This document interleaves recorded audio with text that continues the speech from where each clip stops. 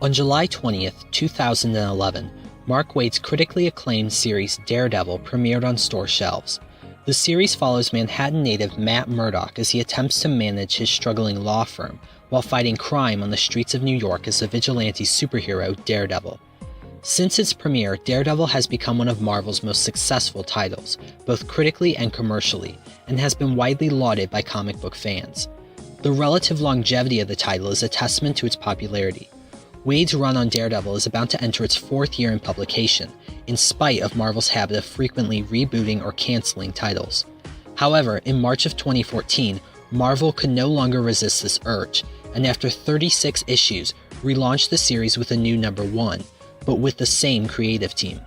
This relaunch moved Daredevil out of Manhattan and westward to San Francisco. While the series has undergone changes such as this, the overall tone of the series has remained the same. Unlike past Daredevil series, which have been dark and gritty, Waid's run is lighthearted and downright fun. This new upbeat approach to the series has been central to Waid's characterization of Matt Murdock. So Matt Murdock hasn't always been the jolly character that Mark Waid portrays him as in this series. A lot of past Daredevil series have actually made Matt very dark and brooding, and they've really just put Matt through the ringer. He was constantly confronted by some sort of personal hardship or some terrible tragedy, and a lot of people even compared him to Batman because he was always so dark and dreary. But Waid really turns his characterization on its head. He does it in a way, though, that really respects the character's past. Throughout the series, there is this constant recognition of Matt's dark past, and Matt himself will reference a lot of these tragedies, both directly and indirectly as well. It's not that Matt's really forgetting about his past, but rather he's just trying to move on, and for the first time just trying to enjoy his life and just be happy. And there's something just very optimistic about that Matt is persevering and he's trying to be happy even when he has so many reasons not to be. It's very human and even inspirational. It's just a great thing for a comic book series to be. While an individual's pursuit of happiness in the face of overwhelming tragedy may seem like a lofty topic for a superhero comic book, Waid's writing expertly blends the serious with the humorous. There are serious philosophical undertones to the series, but Waid always keeps it lighthearted and funny. Waid's writing pokes fun at everything from the cast of characters to the absurd misperceptions society holds about the blind. One of my favorite things about this series is how Waid, through Matt Murdock, pokes fun at how society views the blind and really all disabled individuals as helpless and in constant need of help from the able-bodied individuals of society.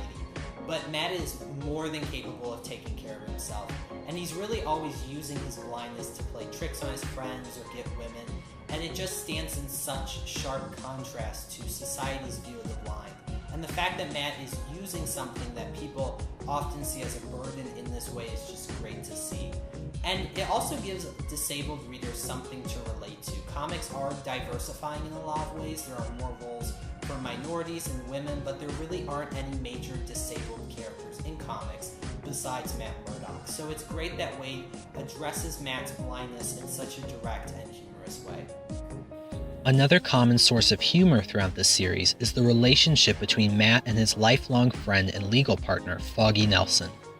Foggy is the antithesis of Matt Murdock. Matt is a handsome, smooth-talking playboy, whereas Foggy is nerdy, awkward, and terribly out of shape. However, Foggy is much more than just a source of comic relief. Waid's series is just as much about the unlikely friendship between these two characters as it is about superheroes. Matt and Foggy are very different, but they're also very similar in a lot of ways as well.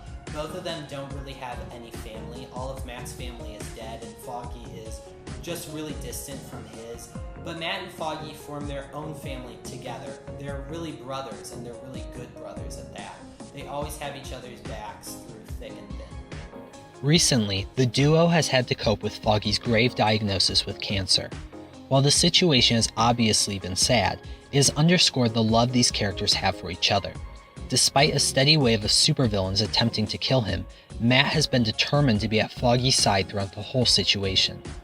This is just one example of how Mark Waid puts the friendship between these two at the forefront of his series.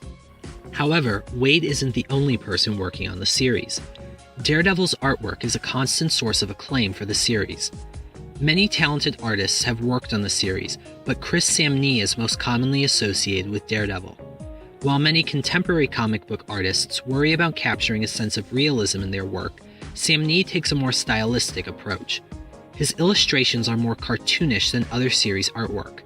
Samnee's use of thick, black lines to outline his creations gives the visuals a notably retro feel. Samnee sacrifices realism for the sake of creating a beautiful visual experience. The coloring work by Javier Rodriguez emphasizes this stylish approach. Unlike the dark, washed-out color palettes used by many other colorists, Rodriguez uses bright and vibrant colors that pop right off the pages. Indeed, the incredible artwork in Daredevil is just as central to the overall experience of the series as Mark Waid's writing is. Waid's Daredevil is intensely serialized, and taking particular issues out of context to recommend can prove quite difficult. Despite this, a few issues do exceed the usual high quality of the series. One such issue is Daredevil number 25. In the issue, Daredevil faces off against the gifted martial artist Ikari, who possesses a radar sense similar to Matt's.